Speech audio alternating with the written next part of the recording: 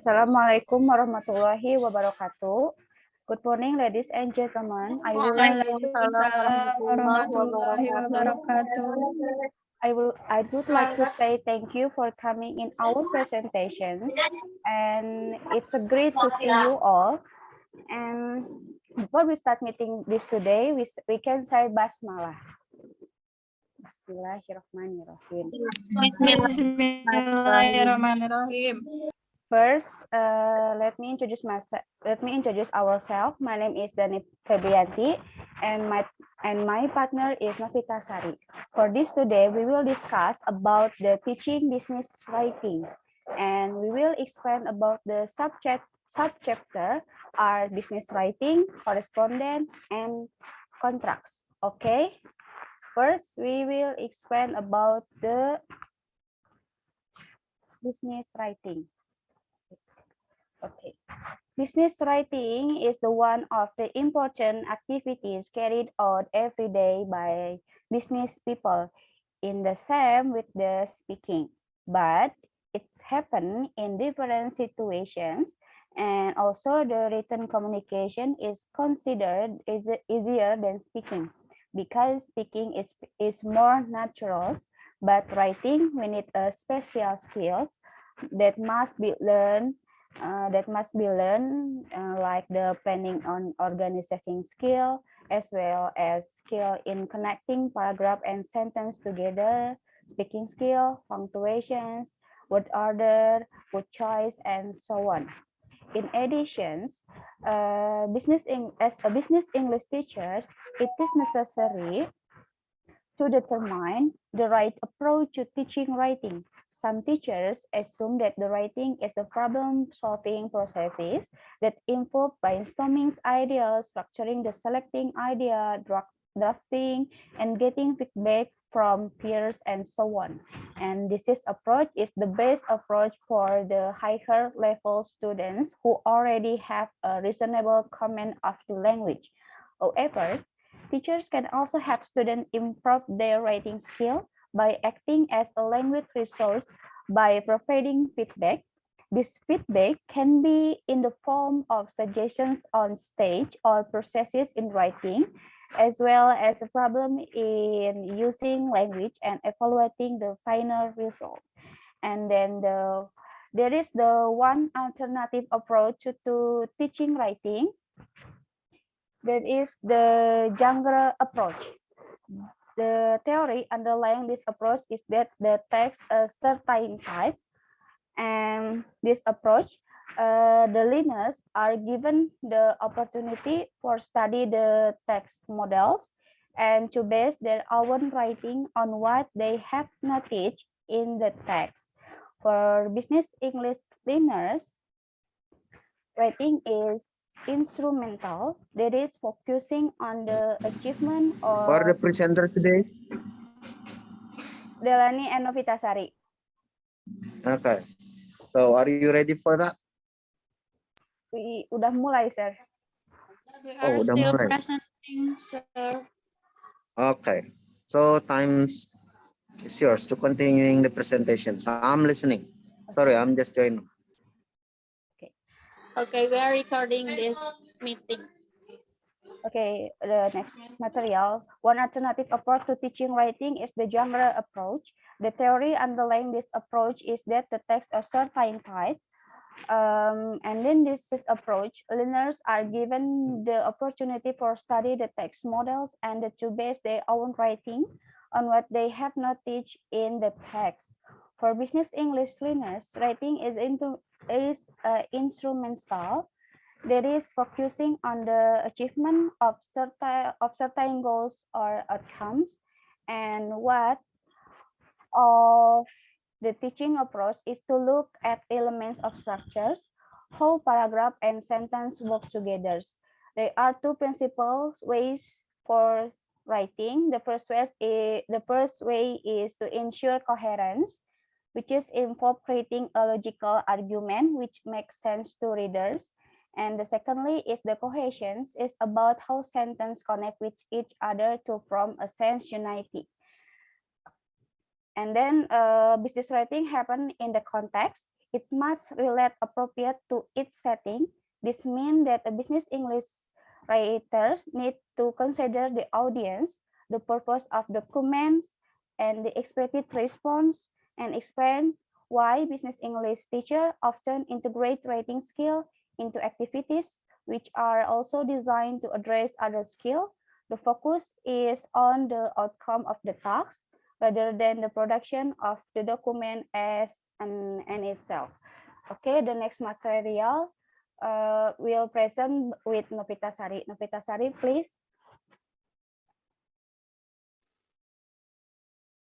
Okay, thank you, Delani Febrianti. I will explain the second material. The first is correspondence.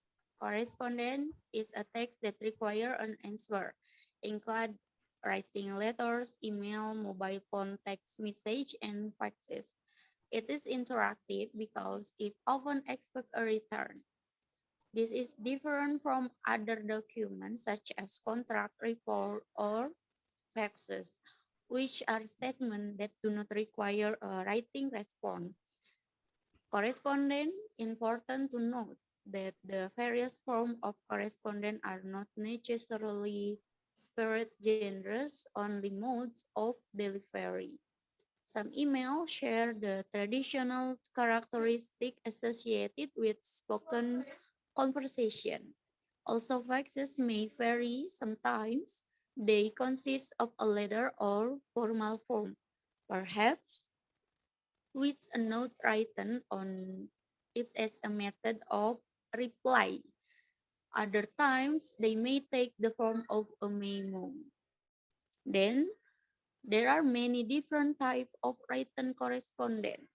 Type of correspondence, first formal correspondence and informal correspondence.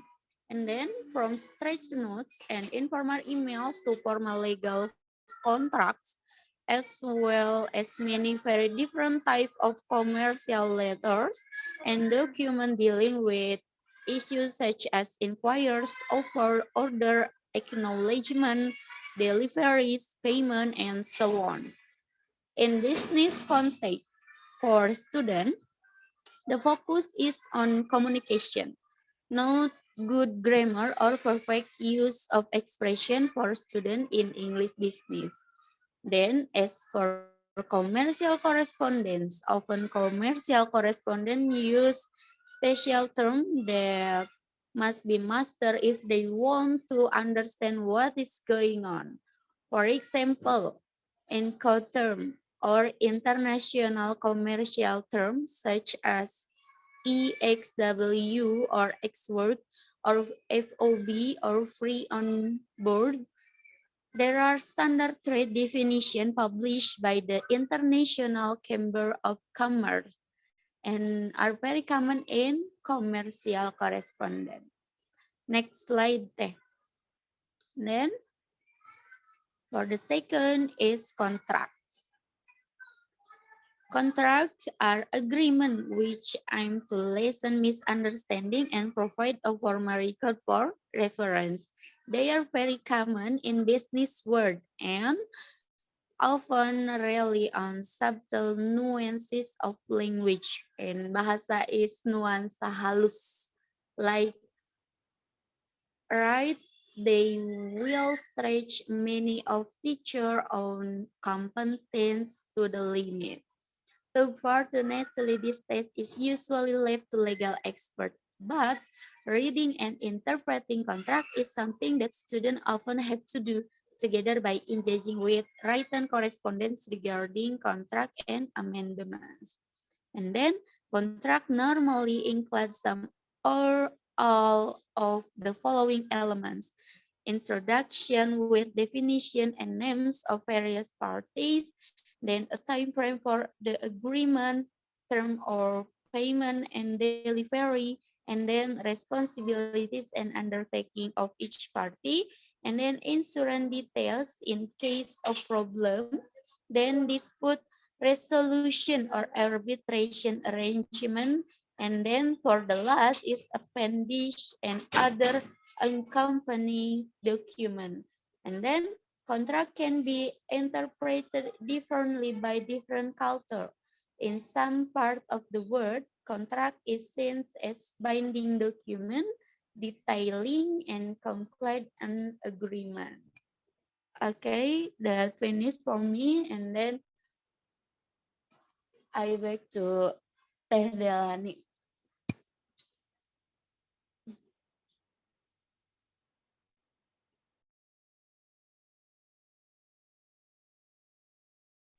Okay, guys, Any questions? now is question session and comment session. Please give our question or comment for our presentation today.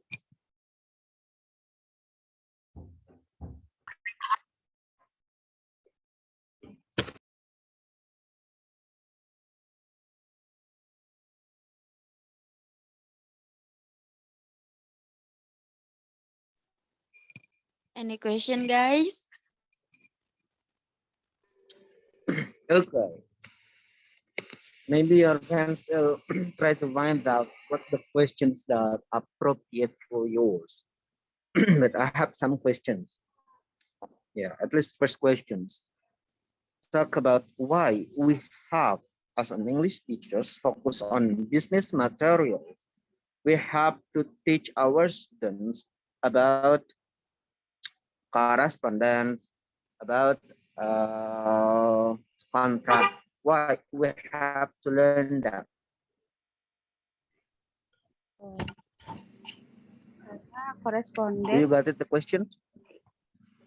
karena kan kalau koresponden sama kontraks itu termasuk salah satu jenis surat bisnis kan, Pak? Hmm. Yeah, that's right.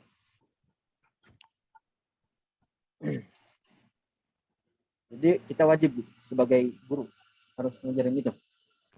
Sebenarnya sih kita wajibnya tuh ngajarin mereka buat cara nulisnya. Nulis suratnya itu seperti apa. Terus kita juga So what is the differences between letter and correspondence? kalau koresponden itu kayak lebih penawaran gitu, Pak, yang dari baca di buku. Okay. Kalau letter itu sifat Correspondence is mean that providing some product, right? ya. Terus? Kalau letter itu yang untuk menyampaikan informasi gitu, Pak. Kita mau apa gitu dengan surat itu gitu. Yes.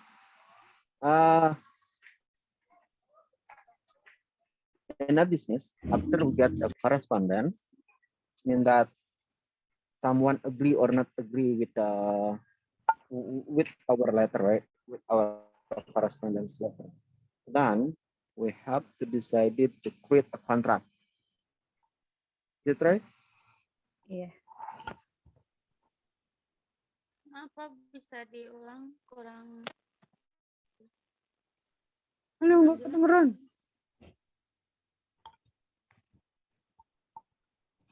Kenapa? Suara Bapak kecil, Pak. Sorry. Maaf, Pak. Oh. Iya. Kan tadi kan menawarkan itu menggunakan koresponden, kata Delani. Setelah penawaran, katakanlah deal. So it means that we have to create contract. Is it right? Iya. Yes, Pak. Nah, jadi setelah prosesnya berarti kan correspondence dulu, baru kontrak. Nah, benar dong? Iya. Iya. Ketika kita mengajarkan ke siswa, itu proses itu harus disampaikan atau tidak? Boleh jawab, Pak? Iya boleh dong.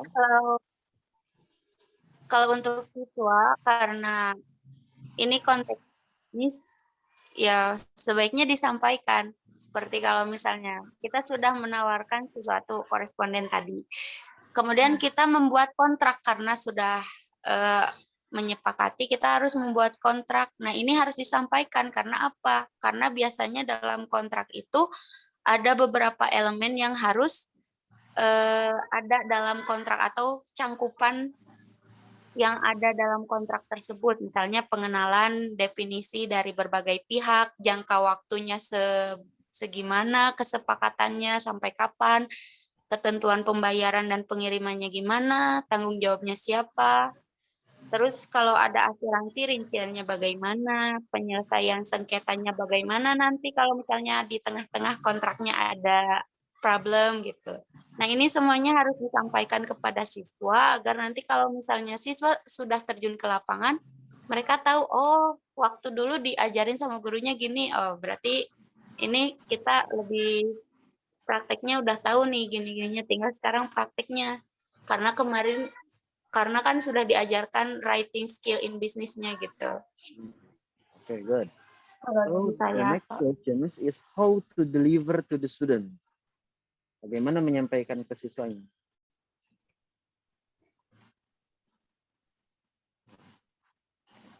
How the way you deliver all the materials to the students?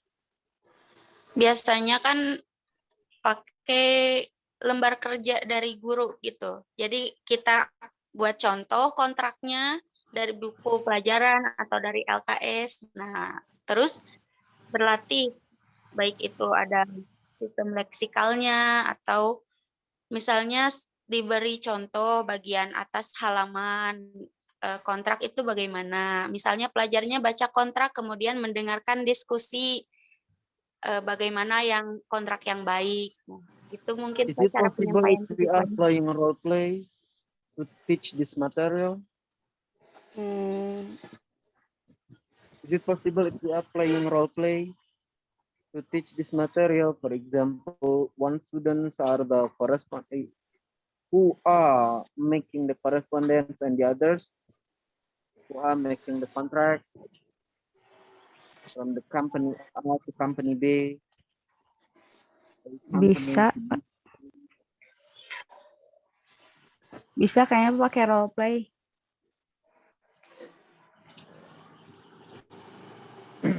So, jika kamu ngajar, kamu mau menggunakan yang mana tuh?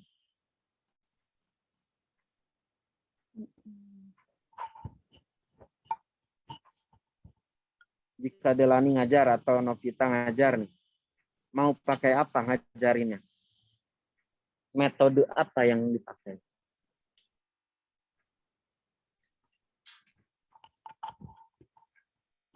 Mungkin diberikan contoh dulu, Pak. Setelah itu kemungkinan pakai role play. Oke. Oke, thank you.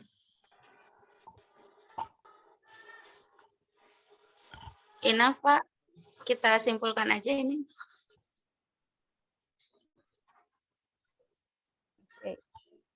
The conclusion for this material, the first is note that business writing is different from spoken interaction. Second, we learn about correspondence, informal and informal in business. And the last, we learn about contracts. Okay. Thank you for joining these presentations today. And thank you for attention. Wassalamualaikum warahmatullahi wabarakatuh. Waalaikumsalam. Wabarakatuh. Wabarakatuh.